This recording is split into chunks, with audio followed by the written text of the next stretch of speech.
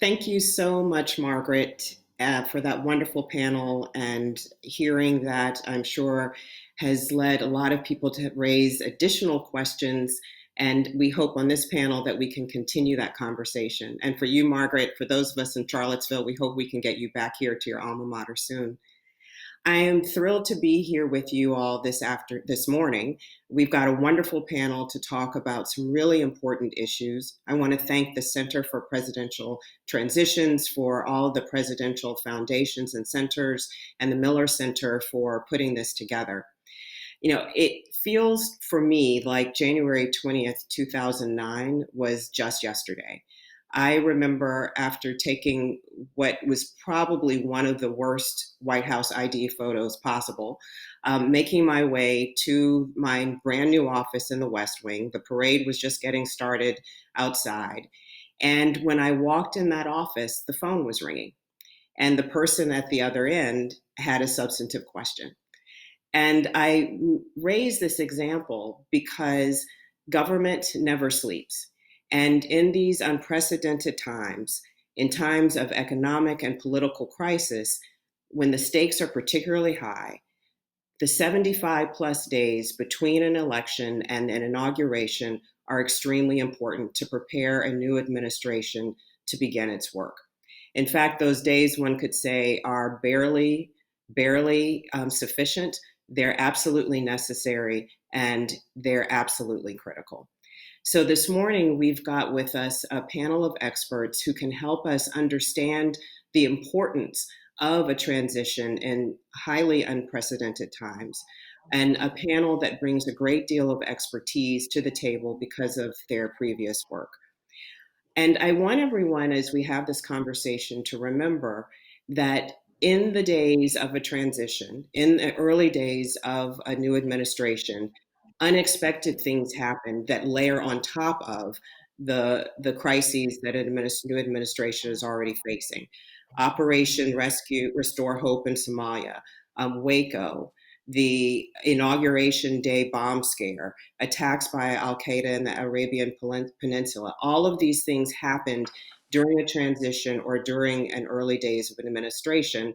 And we want this panel to help us to understand how you prepare to deal with those kinds of challenges. So with us this morning, we've got Barbara Perry, who's the Gerald L. Beliles Professor and Director of Presidential Studies at the University of Virginia's Miller Center. We have Stephen Hadley, who was George W. Bush's National Security Advisor. Lisa Monaco, who was President Obama's Homeland Security and Counterterrorism Advisor. And John Podesta, who was counselor to President Obama and Chief of Staff to President Bill Clinton. I want to thank you all for being with us this morning and looking forward to diving into the conversation. And with that, Barbara, I'd like to start with you. As an historian, as someone who can help us put this in a little bit of context, because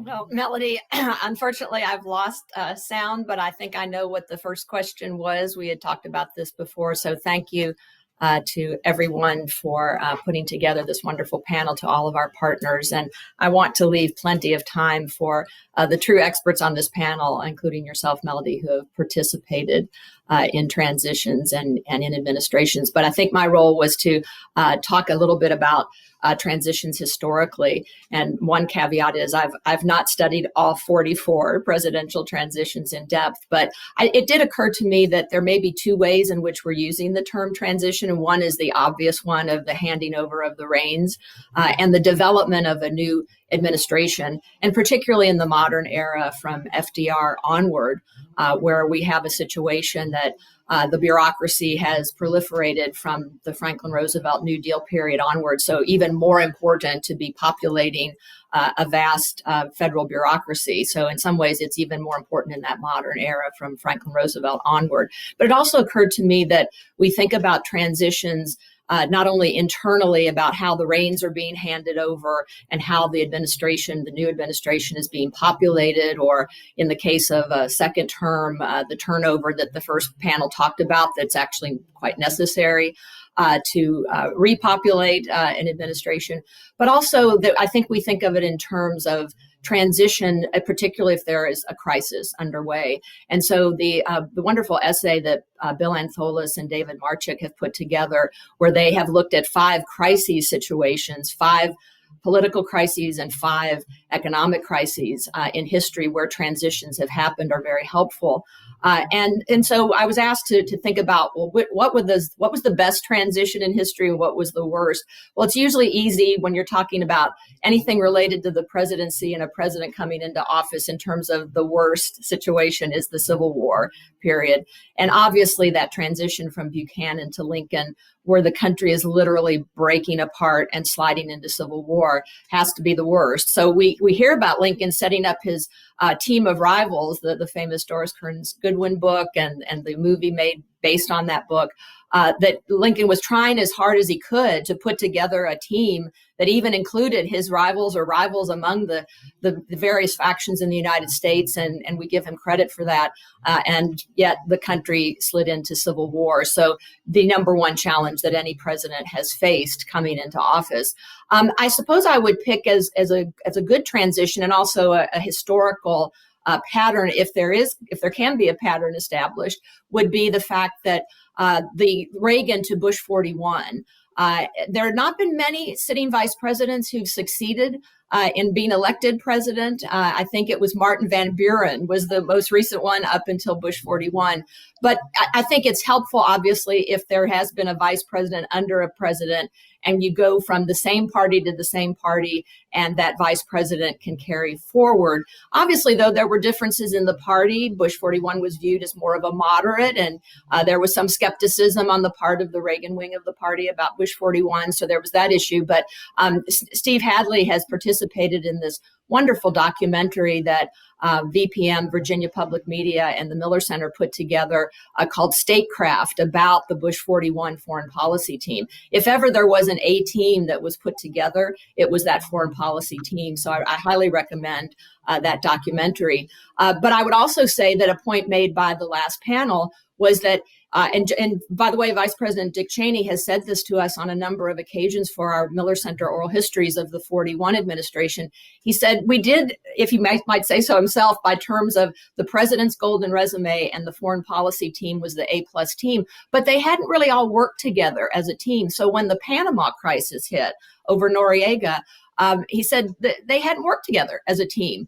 By the time, obviously, the first Gulf War came around, they were ready and up and running completely as a well-oiled machine. But it does raise that question of maybe trying to do some tabletop exercises that happened at the end of the Bush 43 era into the Obama era. So with that, I'll lay the groundwork historically and turn it back to you, Melody.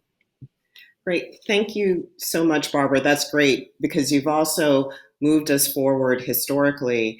And John, I want to turn to you next and take us to 2008, 2009. The financial system was collapsing. We were involved in 2 wars. And simultaneously, President-elect Obama knew that he wanted to move several big pieces of legislation, including healthcare. During the transition period, and thinking about the policy process, you arranged for General Jones and Larry Summers, who were going to run the National Security Council and the NEC respectively, to operate and to coordinate as though they were in the White House. And I'm curious why you decided that was important, and if in fact it turned out to be an effective strategy. Thanks, Melody, and thanks to the Miller Center and to the partnership for putting this program on. It's really terrific. And I think this is a good transition from the last panel. But obviously, I had the experience of coming into the Clinton administration in its early days, and then handed off to Andy and Josh at the end as when I was the chief of staff. So I had reflected a lot on that. When I first was asked to co-chaired the transition and helped run the transition. That was early in the summer. It was before the financial crisis had really developed. I went out. I saw then Senator Obama in his home in Chicago. We talked it through, and I told him that I thought one of the big mistakes that President Clinton had made was that he waited till the very end to pick his White House staff. He concentrated on picking his cabinet. And that I thought was understandable because he had been a governor where his cabinet was his staff. But I suggested that we reverse the process. I noticed that Andy, in talking about the transition to Bush 43, made the same point, and that we picked the White House staff very early so that they could begin in the transition to prepare for the prospect of governing. As it turned out, when Lehman Brothers did collapse, when the financial crisis really hit, I think that was reinforced the need to get people who were being selected, the economic team, the national security team, who were selected relatively early post-election, to begin to work on what their plans, what their strategies were in both the national security space with respect to Afghanistan and Iraq, and certainly in the economic space. I don't think during that summer, when I first went and saw Josh Bolten in the White House, we were anticipating the kind of economic crisis that unfolded in the fall, but we went to work immediately. And I would say just one last word, and which is, we've talked about the transition as though it's sort of from the beginning to end. There are really two big phases. One's before the election, one's after the election. And before the election, and you know this, Melody, because we worked together on this, there was enough. The first rule of transitions is don't make any trouble for the campaign, so that you have to plan completely in kind of a secure environment, in silence. Don't let anything dribble out that might be a crisis for the campaign or force the campaign off its message. And so we had to develop that economic program almost divorced from the campaign. But once the president was elected, came into office, it was critical that the people who were going to serve him in those key, particularly in those key White House roles and the key cabinet roles, got together, worked together, practiced together, as Barbara said, and in fact, the Recovery Act was developed during the course of that transition. Yeah. I mean, to your point, people often talk about not looking like you're measuring the draperies in the transition or in a pre-transition process while the campaign is still underway. John, just one more question before I want to turn to Steve. In that moment when we knew about the state of the economy, the dire state of the economy, and had to address, and you talked about the Recovery Act, simultaneously, you've got a candidate who had been campaigning on a number of things that he wanted to accomplish for the country. In that moment and in the transition, how can a transition team think about its long-term priorities as they're also managing an immediate and near-term crisis? Well, clearly, then President-elect Obama had a lot on his plate. He had made some big promises to the American people. The first thing we ended up doing was trying to make a down payment on those promises through the Recovery Act itself. So there were major investments in education, in clean energy, in putting people obviously back to work, doing the work that needed to get done for the country.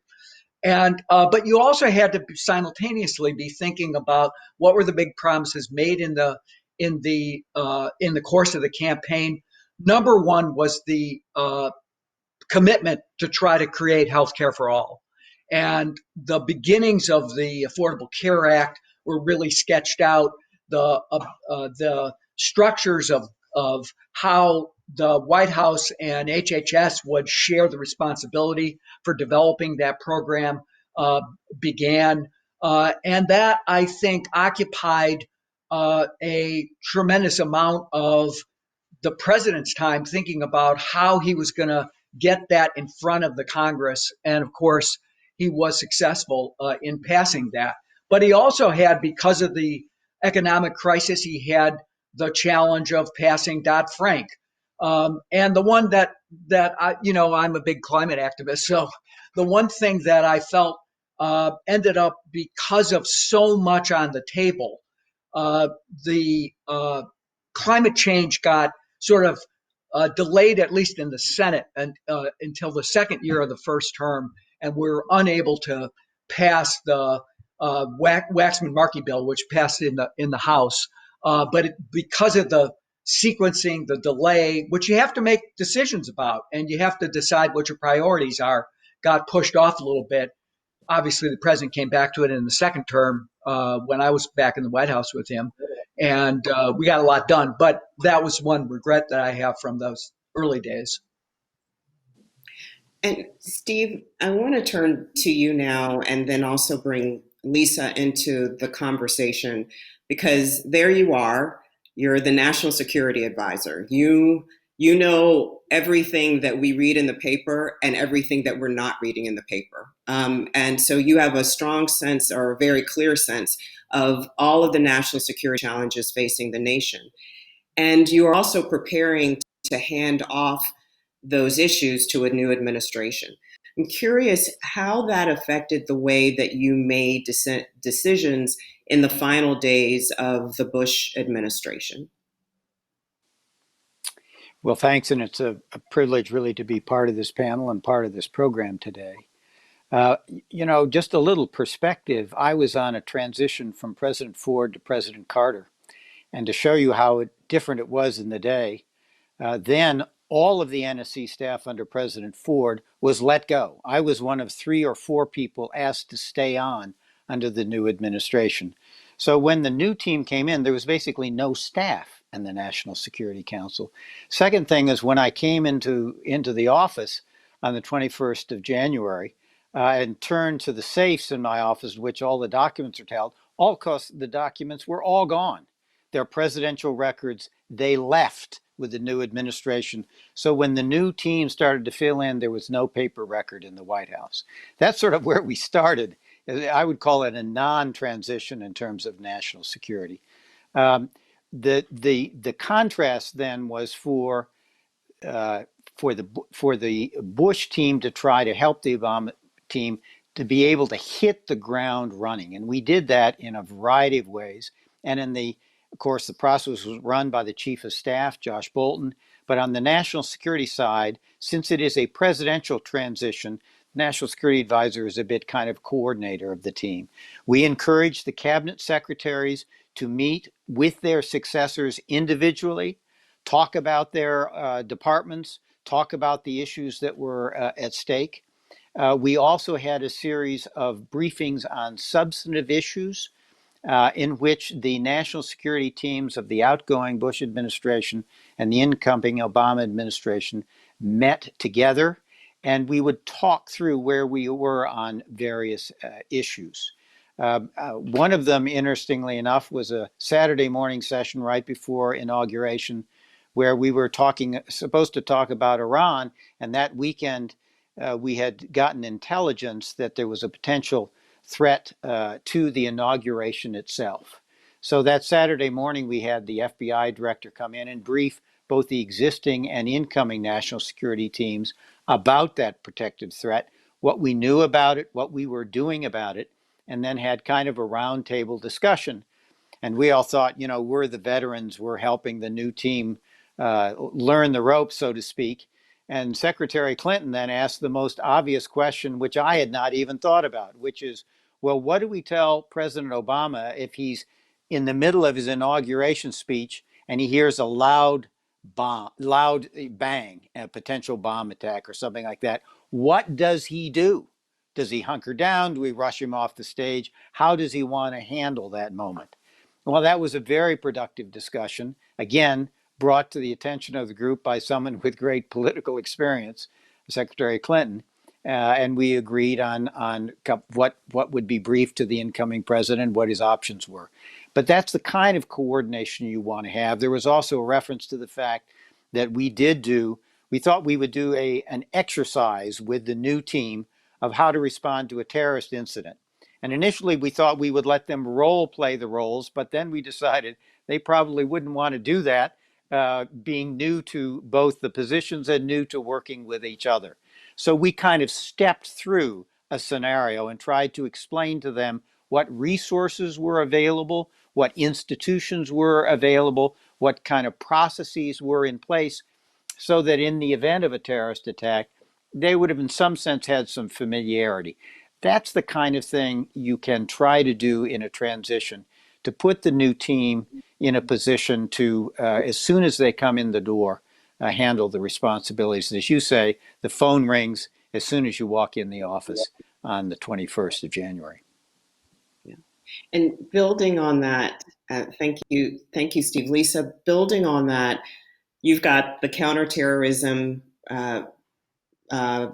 responsibilities and also the Homeland Security coordination responsibilities. And in a second, I want to ask you about the tabletop exercise that you ran. It came up in the last panel. It's come up in this panel as well.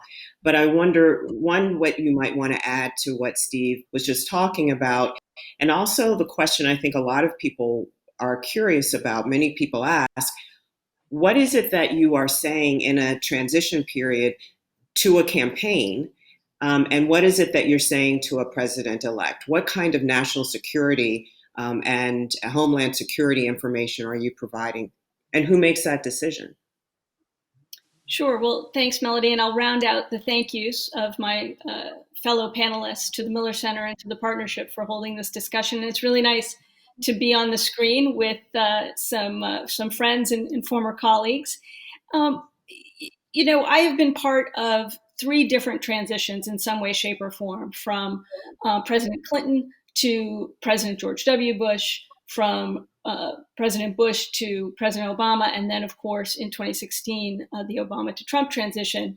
And it is the importance of this kind of safe, effective, comprehensive handoff that Dennis and others talked about in the prior panel is just so critical from a national security and homeland security perspective, because frankly, and I suspect Steve would agree with me on this, it's a signal to both to our allies about constancy and a signal to our adversaries that this is not a time in which to test us. So that's the first point I would make. You know, in terms of the information flow and who's making those decisions, one thing I think to note is there's a lot that's governed, to the extent it is governed, by norms and convention.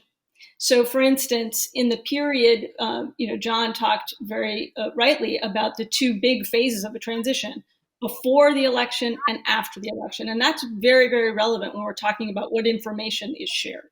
So before the election, the notion of sharing information, sharing intelligence, it's entirely a product of convention. There's no dictate and kind of requirement to have these types of intelligence briefing and information sharing, or national security information sharing. So the campaign and the candidate gets information and gets a briefing about national security issues, indeed, including threats to the election itself, entirely by dint of the current administration, the sitting administration's willingness to share that information. So that's, I think, it's an incredibly important point for people to be mindful of. And in that case, obviously, it's the president and it's the director of national intelligence setting up a process by which to brief the candidate prior to Election Day. After Election Day, there is a provision in a law that was passed after 9/11, the Intelligence Reform and Terrorism Prevention Act, that requires that the president-elect, although I would note, I don't think there's any provision for the vice president-elect to get this information, but there is a requirement that the president-elect get some form of the president's daily brief. And in my experience, that decision is really made by the intelligence professionals. The director of national intelligence will assign a briefer to the president-elect and give the president-elect a kind of a steady set of briefings in the transition period, similar to what the president and his team is getting in that period. And so that's made, and in my view, should be made by the intelligence professionals. So there is that steady buildup of understanding what the threats are, what the state of big strategic issues is, so there can be that smooth handoff. The last point I'd make is, I was in one of the transitions from President Bush to President Obama. I was part of one of these briefings. I was then the chief of staff to a formerly little-known Washington lawyer named Bob Mueller when he was chief of staff at the FBI. And I remember quite distinctly going out to Chicago to be with the then FBI director, Bob Mueller, to provide the first briefing that President-elect Obama got on the homeland threats, the state of terrorism threats and other threats to the homeland. And this was days after the election. And it was an incredibly productive session. It was very, very important that we immediately bring the president-elect up to date on those threats. And it is, I think, something that was very clear from then President Bush that needed to happen, and that there needed to be that full information sharing and flow so that there was an understanding of what the threat picture was. Lisa, I want to stay with you to talk a little bit more about the tabletop exercise. It's, as I said, it came up in the last panel. We heard it. It's come up a little bit here. It's been written about in the press. And as Dennis was saying in the last panel, that you and Susan Rice organized this tabletop exercise on Ebola. And I'm wondering, one, if you can describe in a bit more detail what that tabletop exercise looked like. I mean, Steve was talking about the challenge for people who necessarily in the beginning hadn't worked together to go through a role play type exercise. So what does it look like?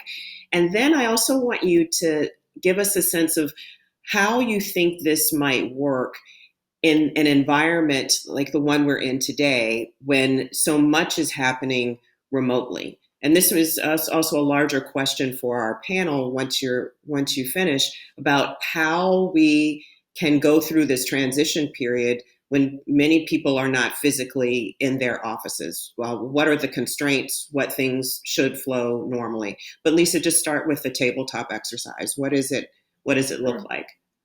Sure. So I think good credit should go to President George W. Bush and his team, and Steve Hadley and his team, because what we did in 2017, just a few days before the inauguration, was a direct outgrowth and a lesson learned from what the incoming Obama team got from President Bush.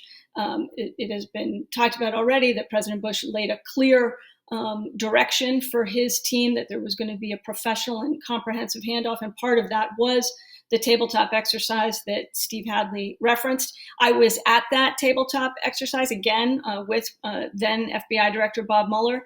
And I remember being in that room as the outgoing national security team from President Bush's administration sat literally side by side and shoulder to shoulder with their incoming counterparts or designees from the incoming Obama administration, and walked through a set of scenarios and talked through the issues that Steve laid out. And to a person, I think people felt like that was an incredibly useful, I know this was the view of the incoming Obama team, it was an incredibly useful, productive, and well-run session. Fast forward 8 years, I am now the Homeland Security Advisor to President Obama, and we're discussing the transition. And President Obama was very clear in his direction that one of the best things he experienced, and he was very, very thankful to President Bush and his team for having that comprehensive and professional transition. He said that was a really high bar, but let's exceed it. And that was our direction. And my job in that transition was to build out exactly what that tabletop would be. So I knew, even if we hadn't gotten the direction from President Obama, that we were going to apply that same tabletop exercise. And so what we did is we said, all right, what should be the set of issues that we think we really want to relay to the incoming team that they need to be thinking about. So I sat down with my team of mostly career national security and homeland security professionals drawn from across the federal government, said, what are the scenarios that we want to discuss with the incoming team? And we chose a terrorism scenario, a cyber scenario, a hurricane, and we made especially sure to include a pandemic scenario. This is because we knew that the incoming team was going to face some form of emerging infectious disease as a crisis, because we had experienced H1N1, of course, and then Ebola. So it stood to reason that this would happen. And of course, the intelligence community had been saying for several years running that emerging infectious disease and the danger of a potential pandemic is something that was very, very high on the worldwide threat assessment. So we included a pandemic scenario. The scenario was a novel strain of flu. And we put that in the scenario planning, and we had, just like the Bush administration did for the Obama team, we had the incoming designees, national security and homeland security officials, sitting literally next to their counterparts, walking through these sets of scenarios.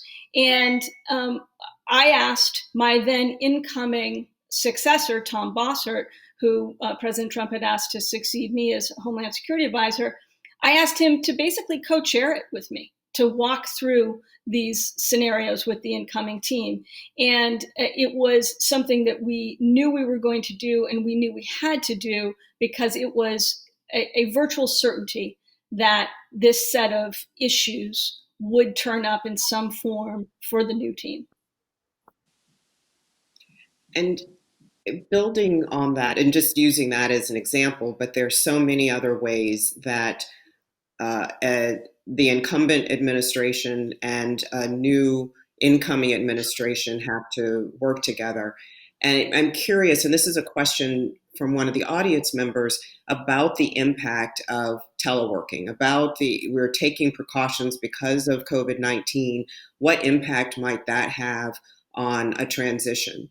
And I'll toss that out to the panel for anyone that wants to jump in first. Jump ball. Well, I mean, I'll start, Melody. Go ahead, Steve. I was just going to say a couple things. Well, one of the things you need to do, and again, you're going to have to, initially, the new team is going to have to rely on the existing staff. So when in the transition to the Obama administration, they made clear that they wanted the senior people on the NSC staff to leave, the senior directors to leave. But we had therefore ensured that there was an existing director who was going to be running each of the respective offices. And that you can do now, and that gives the new team someone to deal with and turn to from the get-go as soon as they come in. I think one of the problems will be access to documents. The other thing we said was, sure, these are presidential records, they'll disappear, but we asked each of these directors who were running these offices in the transition period in the early days of the Obama administration, make copies of the documents you're going to need in order to do your job. That may be a little bit harder to do in terms of a virtual environment. Third thing we did was we in the months running up to the election and after, I was accumulating a list of initiatives that were underway that were decisions that the Bush administration could take, but were also decisions that we could hold over to the Obama administration. And so one of the things I did was I took these stacks of issues and questions and sat down with Tom Donilon and Jim Jones, who was then a national security advisor, and went through one by one and said, look, do you want us to take this action? Is this something that you want us to hold on for the new administration? And then we took the results of that review to our respective presidents and got the sign off. So a lot of that you can do even in a virtual environment. The trick will be access to files and records. That's going to be more difficult in a COVID-19 environment. But the people-to-people part of it, I think, is manageable through the Zoom tools and the other that are available. Yeah. John, anything you want to Yeah, add to well, that? of course. I mean, Steve sort of alluded to this, but you're not doing classified briefings on Zoom, you know. So that gives a whole other layer and dimension Yeah. of difficulty to operate in a classified environment when homes haven't been built for that. The comms are directly related to that. But I think the last panel really hit on the biggest issue, which is building the teamwork that's necessary to be able to uh, create a culture that's going to work together and work together effectively right from the get go. We've all gotten used to working remotely over the last several months, and I think that uh, there's going to have to be a lot of attention given by the leaders who are either uh, who are there now and are moving forward if uh, President Trump is reelected, and we wish him well. But you also, if there's a new incoming team, creating that culture inside the White House and an administration is just going to be more challenging operating remotely. Eventually, that I think they'll be physically in the office, as we see, most of the people, I guess, in the current administration physically in the office. That has its own challenges. But I think that I think it's going to be hardest on the national security team, quite frankly. Mm-hmm. Okay. I am a couple other issues. I'm watching our clock, and there's so much to talk about here. I want to ask a question now about the legislative branch. I mean, obviously, we've been focusing on the executive branch, incoming administration, or fifth year transition for an existing administration. But one of the audience members I know is thinking about this as well. What role for the legislative branch in all this? How can the legislative branch also help facilitate the peaceful transfer of power to ease and improve a transition? So I'm curious about that. And also in doing that, I don't know, Barbara, if there's a historical context for this where the Congress has been better or worse, more helpful than not, that you might also want to add to this. But Well, what role I'll for take the right. I'll take a stab at that. Well, one way I think to look at it is through the lens of 2000. And first of all, I think our nonpartisan conversation today through these panels with people who have participated in these presidencies, as all of my fellow panelists have, from different sides of the aisle. But to show that bipartisanship and interpartisanship can happen and can make our country better. So from Bush 43 to Obama, we've talked about that. And then from Obama to Trump, that the view is the best transitions are best for our country. And so it is best that they are, I guess I should say be best. They are best if they are bipartisan and interpartisan and people are working as teams across party lines. So I wanted to mention something that Melody will know quite a bit about because she came through the staff process of Edward Kennedy on the Hill, and he was noted for not only having the best staff, but then sending them on into other positions. And so then Melody went on to the White House for President Obama and was involved in the transition. But I bring up Senator Kennedy because it was the case that he reached out to President Bush 43, and Bush 43 reached out to him because President George W. Bush, coming from the governorship of Texas, had worked in a bipartisan way in Texas with members of the legislature there. So he had a pattern and practice of doing that, as did Edward Kennedy. And he's noted, I think, certainly by those who opposed him as having been partisan, but he could be bipartisan and maybe even nonpartisan when it was towards a common legislative goal. And for him and Bush 43, it was No Child Left Behind. It was education reform. And so President Bush 43 invited Senator Kennedy and his family down to the White House within a few days of the inauguration in 2001. And we need to think back at how divided our country was, the vitriol of the Bush v. Gore contest the uncertainty that went on for so many days that obviously had an impact on the transition. But what does Bush 43 do but reach out to Senator Kennedy, invite him and his family down for a nice supper at the White House, and then to watch at that time the new movie 13 Days about the Cuban Missile Crisis and about Senator Kennedy's brother, President Kennedy. And in turn, if you go to the library at SMU, the George W. Bush Library, you will see a handwritten thank you note for which Senator Kennedy was always very famous. I think he got that from his mother. Always write a thank you note. He wrote a lovely handwritten thank you note to the president, to George W. Bush, thanking him for inviting him and his family to the White House to see that movie. And then he said at the end, I know that we'll have differences, but I hope on education and healthcare we'll find common ground, and I'll be down at the White House for some bill signings. And if that's not a pattern that we need to follow now, I don't know what is.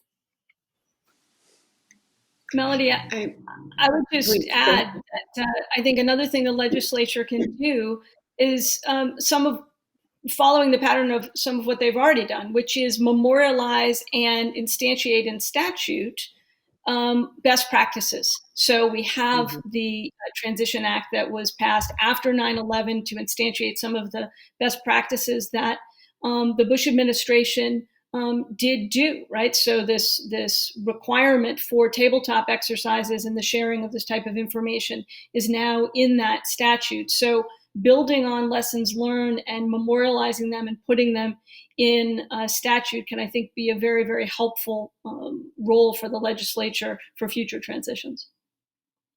I would also mention something John Podesta mentioned. The most important thing that the Congress, particularly the Senate, can do is speed through the confirmations of the cabinet officials for the new president.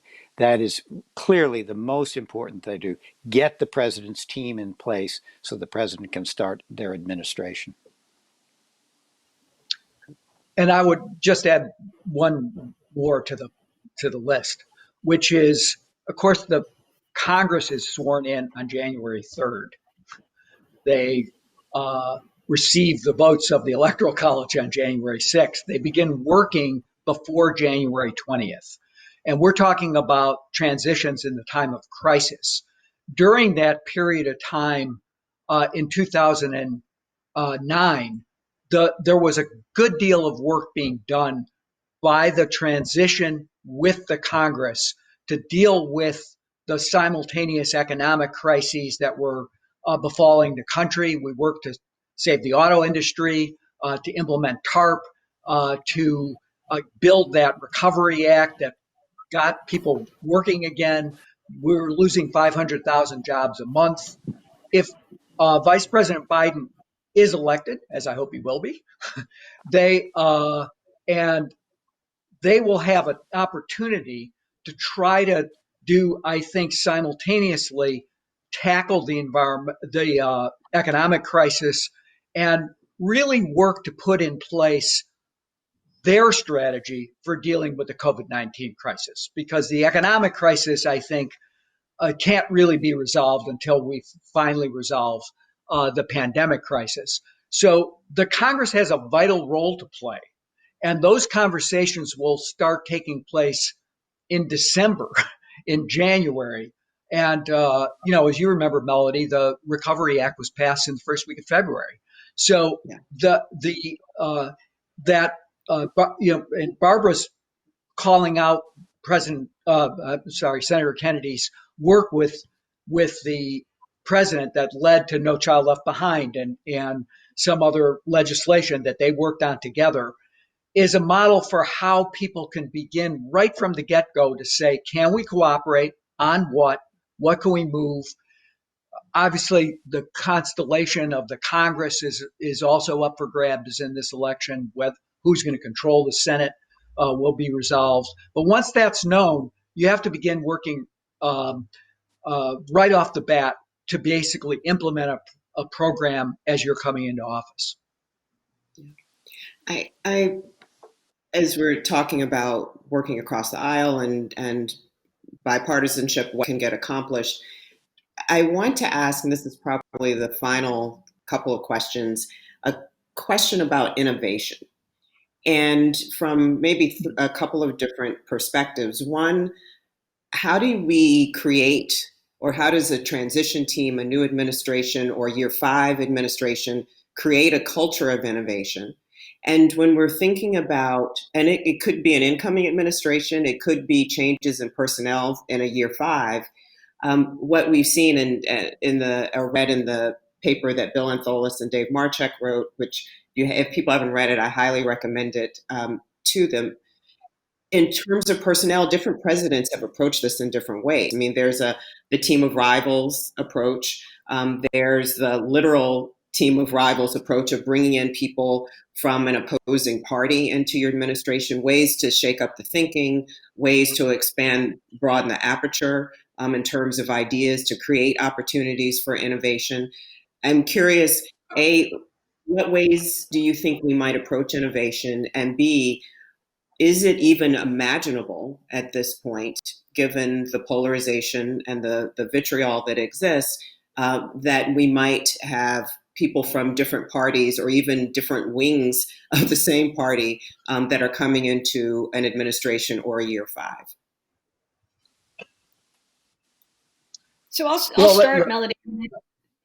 And I think, you're already seeing, to your last point, a kind of sense of unity amongst the Democratic Party in terms of drawing on the diversity and the expertise and the ideas from the different wings of the Democratic Party. I think that's evident in a lot of what we've seen in the campaign, and certainly in the development of a bunch of Vice President Biden's approaches and positions and platform.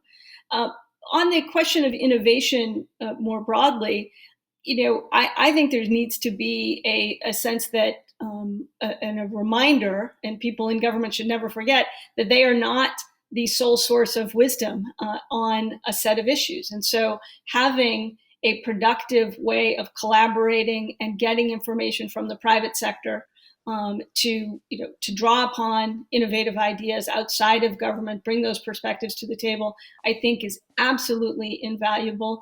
It would point to things that the Obama administration did with the creation of the U.S. Digital Service, and steps like that to try and bring innovative and kind of cutting edge talent into across agencies to deal on the digital side of things. Those types of practices should continue. Yeah. I want to throw the ball here on this to John Podesta for just a minute. John, I want to invite you in on this one because I think innovation is great, but there are a lot of ideas out there. I think the trick is figuring out politically what are the ideas whose time has come and are saleable, and then sequencing them. So I will give you a little criticism of the Bush administration on the domestic side, for which I was not responsible, so it's easy for me. We led on Social Security reform with giving people access to the stock market, whereas we probably should have led with solvency. And we probably should have done immigration first before we did Social Security reform, because we did immigration reform too close to an election. So, part of it is new ideas and innovations, but part of it is having a political strategy. What ideas are the ones that our time has come? How do you build the coalition, and what's the priority? And the master at that, in my view, is John Podesta. So, John, tell us how you do it. Well, I was going to take this conversation in a slightly different direction, which is I think presidents usually don't think about performance nearly enough. And the public, quite frankly, is skeptical about whether government can actually deliver. One of the things I think Bill Clinton did at the beginning in putting Al Gore in charge of the Reinventing Government initiative was consciously focused on rebuilding trust in government. And the vice president deserves a lot of credit for being able to do that and have the American people have the sense that government was delivering.